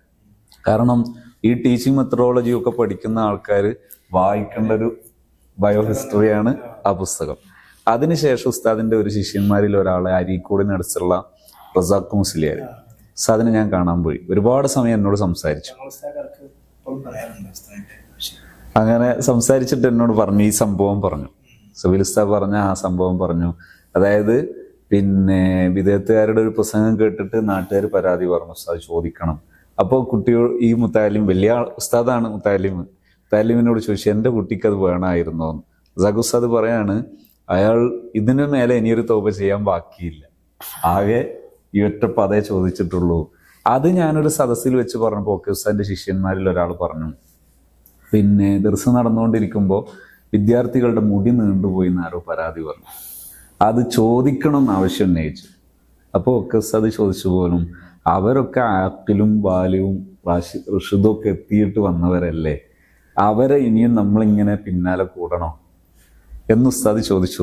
രസം അവിടെയല്ല, ഇത് അറിഞ്ഞ ഈ മുത്താലിമീങ്ങൾ എന്ത് ചെയ്തു, അപൂർവം ഇന്നത്തെ പോലെ ഫാഷൻ കൊണ്ട് കിടന്നവരൊന്നുമല്ല. എന്തോ ചില തിരക്കിനിടയിലോ മറ്റോ ഒന്ന് മുടി കുറച്ച് നീളം കൂടി പോയിട്ടേ ഉണ്ടാവുള്ളൂ. പക്ഷെ അവർ പോലും പോയിട്ട് എന്ത് ചെയ്തു, അതിൻ്റെ പരിഹാരം ചെയ്തു. അപ്പോൾ പരിഹാര രീതി ഏറ്റവും എളുപ്പം ഇതാണ്. ഈ ഒരു സമീപനം ഉണ്ടായപ്പോൾ മുയസ്സിറൻ എന്ന് പറഞ്ഞപ്പോൾ അതിപ്പോൾ ഇപ്പോൾ സമീപകാലത്ത് ഒരുപാട്, ഇപ്പം നമ്മൾ റയീസുൽ ഉലമയോ അതുപോലെ ധാരാളം നമ്മുടെ അസാധ്യതത്വമാരും മഷായിഖ്മാരെ പഠിച്ചു നോക്കിയാൽ അത് കാണാം. അവർ ആക്ഷേപം പറയണ്ട, അവരെ മുഖത്തെ ഒരു സാധാരണയിലുള്ള ഒരു സന്തോഷ പ്രകടനത്തിൽ ഏതോ ഒന്ന് കുറഞ്ഞു പോയാൽ അത് ശിക്ഷയാണ്. അത് പിന്നെ നമുക്ക് സഹിക്കാൻ പറ്റൂല. നമ്മളെ വീട്ടിലെ കുട്ടികളെ തന്നെ ഇപ്പൊ നമ്മള് ഓമന പേര് വിളിക്കേണ്ട സ്ഥാനത്ത് നമ്മള് പേര് വിളിച്ചാൽ മതി, ഒന്ന് പേര് വിളിച്ചാൽ തന്നെ അവർക്കറിയാം. അപ്പൊ ശൈലികൾ നല്ലതായാൽ തിരുത്താൻ എളുപ്പമാണ്. ഒരു പ്രശ്നം ഉണ്ടായാൽ തിരുത്താൻ എളുപ്പമാണ്. അത് ഈ കുട്ടികളുടെ കൊഴിഞ്ഞു പോക്ക് നമ്മുടെ ഇന്നത്തെ ഈ ചർച്ചയിലൊരു പ്രധാന വിഷയമാണ്. ഇതിൽ നമുക്ക് തോന്നുന്നത് നമ്മൾ ഈ സമീപന രീതികൾ മാറുമ്പോഴാണ് അതിന് പ്രധാന പരിഹാരങ്ങൾ ഉണ്ടാകുന്നത്. ഇൻഷാ അല്ലാഹ് ഇനിയും തുടർന്ന് കുറെ ചർച്ചകൾ അവസാനം പറഞ്ഞാൽ ഇതിലെല്ലാം ഉണ്ട്. അതായത് വലോക്കുന്ത ഫല്ലൻ വലിയ കൽബിലം പോകും. അപ്പൊ നമ്മുടെ ടീച്ചിങ് മെത്തേഡിൽ എന്ത് വരരുത്, ഈ വടിയുടെ ആവശ്യം വരരുത്, അതൊരു അപര്യാപ്തതയാണ്. ഈ കുട്ടികളോടെ ഉസ്താദ് എൻ്റെ കുട്ടികൾ വേണ്ട വലിയൊരു പ്രയോഗമാണ്. എൻ്റെ കുട്ടി എന്ന് പറയുമ്പോൾ സ്നേഹത്തിന്റെ വലിയൊരു എൻ്റെ കുട്ടി എന്ന് പറയുമ്പോൾ പുതിയൊരു അധ്യാപകന്മാരൊക്കെ ഇപ്പോൾ അങ്ങനത്തെ പ്രയോഗങ്ങളൊക്കെ ഒരു മാറ്റി നിർത്തിയിട്ട് ഇതുപോലത്തെ ചില പ്രയോഗങ്ങളൊക്കെ എൻ്റെ മോൻ എന്ന് പറഞ്ഞാൽ എൻ്റെ കുട്ടി എന്ന് പറയുമ്പോൾ അതിലൂടെ ആ കുട്ടിക്ക് ഉണ്ടാവുന്ന കുട്ടിക്ക് തന്നെ തോന്നും ഞാൻ ഉസ്താദിന്റെ അടുത്ത ഒരാളാണ്. പറഞ്ഞതുപോലെ സമീപനങ്ങളിലും നമ്മുടെ വാക്കുകളിലും ഉണ്ടാകുന്ന മാറ്റങ്ങൾ തന്നെയാണ് ഉണ്ടാകുന്ന വലിയ മാറ്റം. ഇതിലേറ്റവും വലിയൊരു കാര്യമാണ്. അതായത് എൻ്റെ കുട്ടി എന്ന ആ ചേർത്തി പറയലുണ്ടായപ്പോൾ പരിഹാരങ്ങളുടെ വലിയൊരു അധ്യായം അവിടെ രചിക്കപ്പെട്ടു. വലിയൊരു പരിഹാരം എനിക്ക് വേണ്ടി തന്നെയാണെന്നുള്ള, അതെ, എനിക്ക് വേണ്ടിയാണെന്നുള്ള മനസ്സിലായി. ആ കുട്ടിക്കും അത് ഫീൽ ചെയ്യാണ്. ഇപ്പോൾ ഇന്നത്തെ ഈ ചർച്ചയിലെ പ്രധാനപ്പെട്ട ഒരു മാറ്റർ വരുന്നത് വലിയ വലിയ പല പ്രശ്നങ്ങളും നമ്മൾ ചർച്ചക്ക് കൊണ്ടുവരുമ്പോൾ പ്രായോഗികമായി പരിഹാരത്തിലേക്ക് നീങ്ങുമ്പോൾ ഇവിടെയാണ് അവസാനിക്കുന്നത്. അതായത് സമീപനം നേരെയാകുമ്പോൾ റിഫ്ക്കുള്ള സമീപനം, റഫീഖുൻ യുഹിബ്ബുർ റിഫ്ഖ, ആ മൃദുലമായ സമീപനം ഉണ്ടാകുമ്പോൾ അതിൽ വലിയ മാറ്റങ്ങൾക്ക് കഴിയുന്നു, വലിയ വിപ്ലവങ്ങൾക്ക് കഴിയുന്നു. പ്രമാണങ്ങൾ അതിനെയാണ് പിന്തുണയ്ക്കുന്നത്. പകരം ഒരു അധ്യാപകനാകുമ്പോഴേക്ക് കഠിനമായ പ്രയോഗക്കാരനാകണം, ഒരു ശിദ്ധത്തിന്റെ ആളാകണം, ഒരു കഠിന സമീപനത്തിന്റെ വക്താവാകണം എന്ന ചിന്താഗതി പ്രത്യേകിച്ച് തിരുത്തപ്പെടേണ്ടതാണ്. അധ്വാനം കൂടുതലും ഫലം കുറവും. കാരണം ഒരു കുട്ടിയോട് കഠിനമായി പെരുമാറുമ്പോൾ സുഖമല്ല, അതൊരു കഠിനമായൊരു സംഗതി തന്നെയാണ് ചെയ്യുന്ന ആൾക്ക്. അത് അറിയുന്നില്ല എന്നേ ഉള്ളൂ. ഞാൻ എൻ്റെ അധ്യാപന ജീവിതത്തിൽ ഏറ്റവും കൂടുതൽ ടെൻഷൻ അടിച്ചൊരു ദിവസം ഞാനൊരു കുട്ടിയെ അടിച്ച ദിവസമാണ്. അടിച്ചാണ് നല്ല അടി അടിച്ചു. ആ അടിച്ചതിന് ശേഷം പിന്നെ ഈ കുട്ടി എന്നോട് മിണ്ടണില്ല. ഇവിടെ വാർന്നിട്ട് മുഖം തിരിച്ചു പോയി. അപ്പോൾ അതിലൂടെ അന്നത്തെ ഒരു ദിവസം മുഴുവനും എനിക്ക് ടെൻഷനായിരുന്നു. കാരണം ഞാൻ പലതും ചിന്തിച്ചു പോയി. അപ്പം എനിക്ക് ആ ഒരു പിന്നെ അടിയുടെ ആഘാതമൊക്കെ കഴിഞ്ഞ് പിന്നെ നമ്മളെ മനസ്സൊക്കെ നേരാവുന്ന സമയം ഉണ്ടാവുമല്ലോ. ആ സമയത്ത് പിന്നെ മനസ്സിലേക്ക് വന്നതെന്താ, പിന്നെ ഈ പ്രശ്നങ്ങളൊക്കെ ഒന്ന് സോൾവ് ആയി, പിന്നെ ഇനി ഒന്ന് ഉഷാറാവണം. പക്ഷെ ഞാൻ മനസ്സിലാക്കിയ സംഭവം എന്താണെന്ന് വെച്ചാൽ ഇതിലൂടെ എനിക്കുണ്ടായ മാനസികമായിട്ടുള്ള പ്രഷറുകളാണ്. എത്ര ഭയങ്കര കനം, ഒരു കുട്ടിയെ അടിക്കലോടുകൂടെ ഉണ്ടാകുന്ന വലിയൊരു കനം, അതിലൂടെ അന്നത്തെ ദിവസം മൊത്തം നഷ്ടപ്പെട്ടു പോയി. ഒരു വർക്ക് ചെയ്യാൻ കഴിയുന്നില്ല, ഒരു കിതാബ് നോക്കാൻ മൂടില്ല, ഒരു വാക്ക് ഫോൺ വിളിക്കാൻ തോന്നണില്ല. ഒരു കുട്ടിയെ അടിക്കലിലൂടെ അന്നത്തെ ഒരു ദിവസം എനിക്ക് നഷ്ടപ്പെടുത്തിയെങ്കിൽ എന്തിനാണ് അടിക്കണത്? ശിക്ഷ ഒരു എളുപ്പമാണ് മാർഗമല്ല, അത് കഠിനമാണ്. നമുക്കും ഉസ്താദ പറഞ്ഞ വലിയ അധ്വാനം, പിന്നെ അതിലൂടെ ഉണ്ടാകുന്നത് ഫലം വളരെ കുറവാണ്, നഷ്ടം കൂടുതൽ. അപ്പോൾ നമ്മളിപ്പോൾ ഇതിൻ്റെ സമാപന സെഷനിലേക്ക് എത്തുകയാണ്. അപ്പോൾ ഈ സമയത്ത് ഓർമ്മിപ്പിക്കാനുള്ളത്, എൻ്റെ ഒരു അധ്യാപന ജീവിതത്തിൽ പാസ്റ്റും അതുപോലെ ഇപ്പോഴത്തെ ഒരു ഘട്ടവും രണ്ടും എനിക്ക് വളരെ മുയച്ച് നിൽക്കുന്ന ഒരവസ്ഥയാണ്. അതായത് നേരത്തെ ഞാൻ പറഞ്ഞു എന്ന് എൻ്റെ ഓർമ്മ, നമ്മുടെ അധ്യാപന ജീവിതത്തിലുണ്ടായ ഒരു എന്താന്ന് പറയാ, ഒരു ഓർഡർ ഇല്ലാത്തൊരു ജീവിതം. കുട്ടികളെ നമ്മളിങ്ങനെ പഠിപ്പിക്കുന്നുണ്ട്, അവരത് ഏറ്റു പഠിക്കുന്നുണ്ട്, പിറ്റേ ദിവസം വീണ്ടും പഠിപ്പിക്കുന്നുണ്ട്, അവരെ ഏറ്റു പഠിക്കുന്നുണ്ട് എന്നതിനപ്പുറം ഒരു അധ്യാപകൻ എന്ന ഒരു യഥാർത്ഥ റോളിലേക്ക് നമുക്ക് എത്താൻ കഴിഞ്ഞിരുന്നില്ല. അപ്പോഴാണ് ബഹുമാനപ്പെട്ട നമ്മൾ ഹക്കീം ഉസ്താദിൻ്റെ മാഷാ അല്ലാഹ് ഉസ്താദിൻ്റെ ലൈഫ് എൻറിച്ച്മെൻറ്റ് ട്രെയിനിങ് ലെറ്റ് അതിൻ്റെ എല്ലാ ചൊവ്വാഴ്ചകളിലും, നേരത്തെ ഉസ്താദ് പറഞ്ഞു നമ്മുടെ സ്ഥാപനത്തിൻ്റെ അണ്ടർഗ്രൗണ്ടിലായിരുന്നു അതിൻ്റെ ഒരു സൗകര്യം നമ്മൾ ചെയ്തിരുന്നത്. അപ്പോൾ അതിലൊക്കെ നമ്മൾ സാധാരണ കണ്ടുവരുന്നൊരു ശൈലി എന്ന് പറഞ്ഞാൽ ഒരാളിങ്ങനെ ക്ലാസ് എടുക്കുക, മറ്റവരിങ്ങനെ കേൾക്കുക. അതൊക്കെ എത്ര നല്ല ഒരു മോട്ടിവേറ്റർ ആണെങ്കിലും 1-2 മണിക്കൂറൊക്കെ സഹിച്ചിരിക്കും. പിന്നെ നമുക്ക് പ്രയാസങ്ങളും മടുപ്പൊക്കെ വരും. ഈ ഉസ്താദിൻ്റെ ശൈലി വളരെ വ്യത്യസ്തമാണ്. കാരണം എല്ലാവരും സംസാരിക്കണം. അതായത് എനിക്കിപ്പോൾ ഒരു പ്രശ്നം ഉണ്ടെങ്കിൽ ആ പ്രശ്നം മൈക്ക് കൈമാറി എൻ്റെ അടുത്ത് എത്തുമ്പോഴത്തേന് ആ പ്രശ്നം സോൾവ് ആയിട്ടുണ്ടാവും. കാരണം അത് വേറൊരാൾ ഉന്നയിച്ച് അദ്ദേഹത്തിന് ഉസ്താദ് അതിൻ്റെ സൊല്യൂഷൻ പറഞ്ഞു കൊടുത്ത് പിന്നെ നമ്മുടെ അടുത്ത് എത്തുമ്പോൾ അതിനെ ചോദിക്കേണ്ടി വരുന്നില്ല. ഇത് നല്ലൊരു ശൈലി നമുക്ക് തോന്നുകയും, ഓർമ്മയുണ്ട് ഏകദേശം 4-5:30 മണിക്ക് തുടങ്ങിയ ഈ സെഷൻ ചിലപ്പോൾ രാത്രി 3 മണിക്ക് പിരിഞ്ഞത് എനിക്ക് ഓർമ്മയുണ്ട്. അപ്പോൾ അതൊരു മടുപ്പ് വരാതെ എല്ലാവരും ആസ്വദിക്കുകയാണ്. അപ്പം അതിലൂടെ ഉണ്ടായ മാറ്റം എന്ന് പറഞ്ഞാൽ മൊത്തത്തിൽ വലിയ മാറ്റം.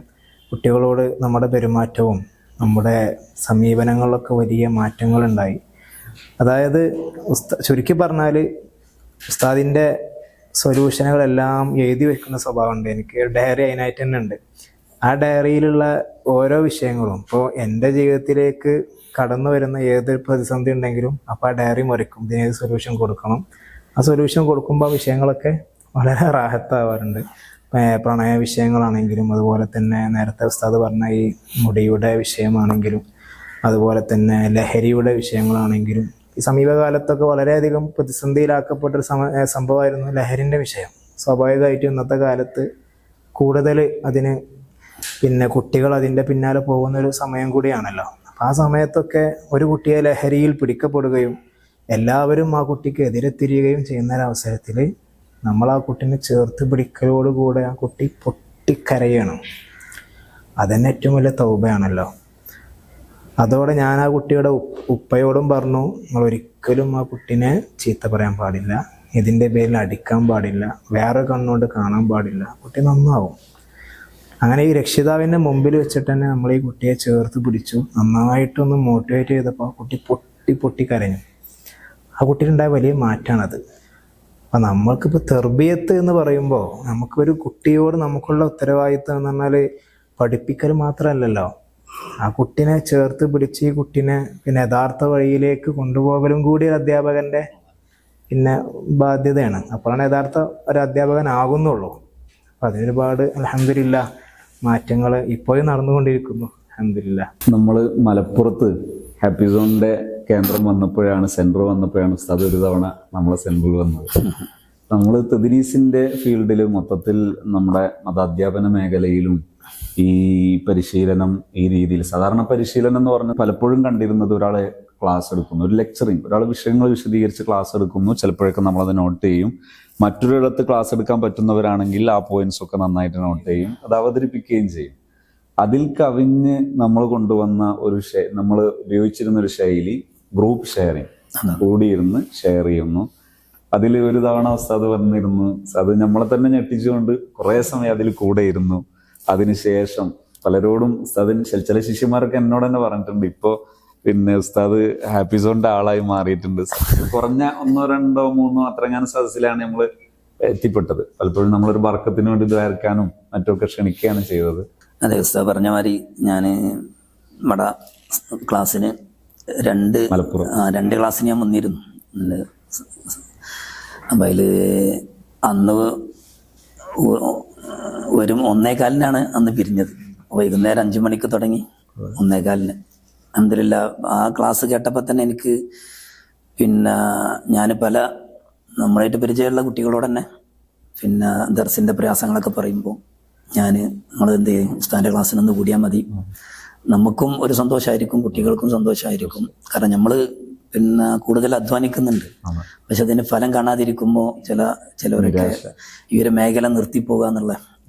അപ്പൊ ഞാൻ അന്ന് അതിൽ കൂടിയതിൽ ഒരുപാട് ആളുകൾ, ഒരുപാട് ഉസ്താദുമാരെന്ത് ചെയ്തു, അവരെ അനുഭവങ്ങൾ പറഞ്ഞ് അവരെ, കാരണം മാറ്റങ്ങളും ഉസ്താദ് പറഞ്ഞമാര് പൊതുവെ ക്ലാസ് എടുക്കുന്നതിന് പകരം ക്ലാസ് എടുക്കുമ്പോൾ ഉണ്ടാവല് അവരുടെ ആ മാറ്ററിന് ക്ലാസ് എടുക്കും, പക്ഷെ നമ്മളെ മനസ്സിലുള്ളത് ചിലപ്പോൾ കിട്ടിയിട്ടുണ്ടാവില്ല.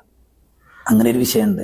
ഇത് നമുക്ക് നമ്മുടെ വിഷയം തുറന്ന് പറയാനുള്ള അവസരമാകുമ്പോൾ, അതിനുള്ള സൊല്യൂഷൻ നമുക്ക് കിട്ടുമ്പോൾ പിന്നെ പിറ്റത്തെ ആഴ്ചയും വരികയാണ്. കാരണം ഒരു പിന്നെ തുടർച്ച പിന്നെ കുറഞ്ഞ മാസം, ഒരു 3 മാസമൊക്കെ ഉള്ള ഒരു കോഴ്സ് ആകുമ്പോൾ ആഴ്ചയിൽ ഒരു ഒറ്റ ക്ലാസ്സും പ്രയാസവും ഇല്ല. അങ്ങനെ ആകുമ്പോൾ പിന്നെ ആ ഒരു ആഴ്ചയിൽ നമുക്ക് ചേഞ്ച് ഉണ്ടോ അല്ലേ, പോസിറ്റീവാണോ ഉള്ളതിലും നെഗറ്റീവാണോ വന്നതല്ല പോസിറ്റീവാണോ വിലയിരുത്താനും അത് അടുത്ത ആഴ്ച തിരുത്താനും എല്ലാത്തിനൊക്കെ അവസരമാണ്. മാത്രമല്ല നമ്മളെ ഭൗതിക സ്ഥാപനങ്ങളിലൊക്കെ പിന്നെ ടീച്ചേഴ്സിന് മാസങ്ങളിൽ എല്ലാ മാസവും ക്ലസ്റ്റർ അവർക്കുണ്ട്. എന്ന പോലെ MBA അവരാദ്യം പ്രാക്ടീസ് കഴിഞ്ഞിട്ടാണ് ഇറങ്ങുന്നത്, പിന്നെ LLB ഒക്കെ പ്രാക്ടീസ് കഴിഞ്ഞിട്ടാണ് ഇറങ്ങുന്നത്. ജഡ്ജിമാർക്ക് പോലും ട്രെയിനിങ് ആണ്, എല്ലാവർക്കും ട്രെയിനിങ് ആണ്. അപ്പൊ അതൊരു പിന്നെ നമ്മളെ ഉസ്താദന്മാരെ അറിയുമ്പോൾ ഒരു ഉസ്താദ് പറഞ്ഞമാര് പിന്നെ നല്ല വിവരവും നല്ല പിന്നെ എല്ലാ മേഖലയിലും കഴിവുള്ളവരാണ്. അപ്പൊ ഈ ഒരു റൂട്ടും കൂടിയാണ്ട് മനസ്സിലാക്കി കഴിഞ്ഞാൽ നമുക്ക് അധ്വാനം കുറയും, റിസൾട്ട് കൂടും ചെയ്യും. ഇൻഷാ അല്ലാഹ് ഇപ്പം നമ്മൾ ഉദ്ദേശിക്കുന്നത് ഓൺലൈനായിട്ട്, പൊതുവെ ഫിസിക്കലായിട്ട് ഒരുമിച്ച് കൂടാനുള്ള ബുദ്ധിമുട്ടുള്ള ആൾക്കാർ ഒരുപാട് പേര് പലപ്പോഴും പറയാറുള്ളത് കൊണ്ട് ഒരു മാസ് ട്രെയിനിങ് പ്രോഗ്രാം, അതായത് ഓൺലൈനായി കൂടുതൽ ആൾക്കാർക്ക് പങ്കെടുക്കാൻ പറ്റുന്ന രീതിയിൽ മാസത്തിൽ ഒരു ലൈവ് സെഷനും എല്ലാ ദിവസവും ലഭ്യമാകുന്ന വാട്സപ്പ് ഗ്രൂപ്പ് ഫോളോ അപ്പ് ഉള്ള ഒരു ട്രെയിനിങ് പ്രോഗ്രാം കൂടി ഇപ്പോൾ ഡിസൈൻ ചെയ്തിട്ടുണ്ട്. അതിൻ്റെ ഭാഗമായി ഇൻഷാ അല്ലാഹ് ഇതേപോലെയുള്ള ചർച്ചകൾ ഇനിയും തുടരണമെന്ന് ആഗ്രഹിക്കുന്നുണ്ട്. ചർച്ചകൾ പലപ്പോഴും ശ്രോതാക്കൾക്ക് നല്ല ഒരു ഇൻസൈറ്റ്, നല്ലൊരു ബസീറത്ത് കിട്ടാറുണ്ട്, ഉപകാരപ്പെടാറുണ്ട്. അപ്പോൾ ഇൻഷാ അല്ലാഹ് നമ്മുടെ ശ്രോതാക്കളിലേക്ക് നല്ലൊരു സന്ദേശം എത്തട്ടെ നമുക്ക് ആഗ്രഹിക്കാം. അള്ളാഹു നമുക്ക് 2 ലോകത്തും ഉപകാരപ്പെടുന്ന സൽക്രമമായി ഇതൊക്കെ കബൂൽ ചെയ്യുമാറാണ്. പ്രത്യേകിച്ച് ഹസൻ ഉസ്താദിൻ്റെ പ്രചോദനവും ആ നമ്മളോടുള്ള പ്രോത്സാഹനമൊക്കെ വല്ലാതെ നമുക്ക് ഉപകാരപ്പെടാനുണ്ട്. ഉസ്താദിൻ്റെ ഗ്രന്ഥരചനകൾ പ്രത്യേകിച്ച് അത് വല്ലാതെ എല്ലാവരും ഇപ്പം നമ്മളെ ക്ലാസ്സിലൊക്കെ വരുന്നവർ പലപ്പോഴും പറയാറുള്ളൊരു വിഷയമാണ് ഉസ്താദിൻ്റെ ഗ്രന്ഥങ്ങൾ. ഇപ്പം ഞാൻ ഇന്ന് വിളിച്ചപ്പോൾ ഉസ്താദിനോട് ഞാൻ അന്വേഷിച്ചിരുന്നു പുതിയ ഗ്രന്ഥങ്ങൾ ഏതൊക്കെയാണ് വരുന്നത്. കിതാബ് രചനകളിൽ നിന്ന് കുറഞ്ഞ പേരെ കേരളത്തിൽ നിന്ന് രംഗത്തുള്ളൂ. ഓരോ കാലഘട്ടത്തിലും അനുയോജ്യമായ രചനകൾ അനിവാര്യമാണ്. കാലഘട്ടത്തിനോട് അനുയോജ്യമായ രചനകൾ വരുമ്പോഴാണ്, ആ കാലഘട്ടത്തിലുള്ളവർ രചിക്കുമ്പോഴാണല്ലോ പുതിയ ഒരു ടേസ്റ്റ്, ആ സമൂഹത്തോട് ചേർന്ന ഒരു ടേസ്റ്റാണ്. ഇപ്പോൾ ബാബു ഉസ്താദിനെ പോലെ അതുപോലെ ഒരുപാട് പേരുണ്ട്. എന്നാലും ഇനിയും രചനകൾ ആവശ്യമാണ് എന്ന് തോന്നുന്നൊരു കാലമാണ്. അതിൽ ഉസ്താദിൻ്റെ രചനകൾ എടുത്തു പറയത്തക്കതാണ്, ശ്രദ്ധേയമാണ്. അതുപോലെ ഇത് സംബന്ധമായി ഇപ്പോൾ ഈ വർത്തമാന സാഹചര്യത്തിൽ 1 മാസം മുമ്പെയാണ് സുന്നി വോയിസിൽ ഉസ്താദിൻ്റെ ലേഖനം വന്നത്. അത് പ്രത്യേകം ഈ വിഷയം പരാമർശിച്ചുകൊണ്ടായിരുന്നു. അധ്യാപനം, അതിൽ നബി സല്ലല്ലാഹു അലൈഹി വസല്ലം തങ്ങളുടെ ഹദീസുകളും നിർദ്ദേശങ്ങളും ഒക്കെ ഉദ്ധരിച്ചുകൊണ്ടും വിലയിരുത്തിക്കൊണ്ടുള്ള ഒരു ലേഖനമായിരുന്നു. ആ ലേഖനം വളരെ സമൃദ്ധമായിരുന്നു. മറ്റൊന്നും ഉസ്താദിൻ്റെ ഇന്നത്തെ ഇടപെട്ട് സംസാരിച്ചപ്പോഴൊക്കെ നമുക്ക് മനസ്സിലാക്കാം അതിലെ ആയം, ആ പ്രമാണങ്ങളുടെ ആയം, ഈ വിഷയത്തിലുള്ള ആയം. ഏറ്റവും അടിസ്ഥാനപരമായി ഈ ഒരു സമീപന രീതി നബി സല്ലല്ലാഹു അലൈഹി വസല്ലം തങ്ങളുടെ മാർഗനിർദ്ദേശങ്ങളിൽ ധാരാളം നിറഞ്ഞു നിൽക്കുന്നുണ്ട്. അത് ഇനിയും ചർച്ച ചെയ്യപ്പെടേണ്ടതുണ്ടെന്ന് തോന്നുന്നു. ഇൻഷാ അല്ലാഹ് അള്ളാഹു എല്ലാം അതിൻ്റെ നല്ല വഴിയിൽ വിജയകരമായ രീതിയിൽ മുന്നോട്ട് കൊണ്ടുപോകാൻ തൗഫീഖ് നൽകുമാറാകട്ടെ. ആമീൻ.